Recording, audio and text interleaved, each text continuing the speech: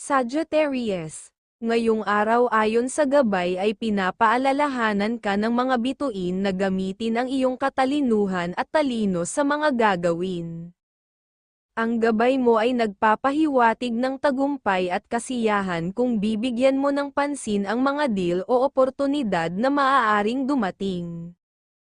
Kung mayroong tiyak na alok o proyekto na alam mong magdudulot ng pag-unlad, huwag kang magdalawang isip na tanggapin ito at kumilos agad. Napakahalaga rin na maglaan ka ng oras para pumunta sa simbahan o anumang sagradong lugar. Ang ganitong gawain ay mag-aalis ng mga negatibong enerhiya at magpapatibay sa iyong kalusugan at espiritualidad. Kung ikaw ay pipirma ng kontrata o anumang dokumento, ngayong araw ang tamang panahon para gawin ito dahil ito ay magbibigay ng tagumpay at maunlad na resulta. Sa trabaho, mag-ingat sa mga kasamahan na mahilig magpakitang gilas sa mga boss o may ugali na makialam sa iyong mga ginagawa. Ang pahiwatig ng mga bituin ay nagsasabing umiwas ka sa mga ganitong tao dahil maaari kang madamay sa mga hindi kanais-nais na sitwasyon na magdudulot ng hindi inaasahang gastusin. Ang iyong focus ngayon ay dapat nakatuon sa iyong mga gawain upang matapos ang lahat ng maayos at magaan ang buong araw. Pagtuunan mo ng pansin ang iyong mga layunin at iwasan ang mga hindi kinakailangang drama sa opisina. Sa tahanan, ipinapayo ng gabay na huwag kang tumanggap ng mga bisita, lalo na iyong mga hindi inaasahang darating, dahil may dalang negatibong enerhiya ang maaaring maiwan sa inyong tahanan.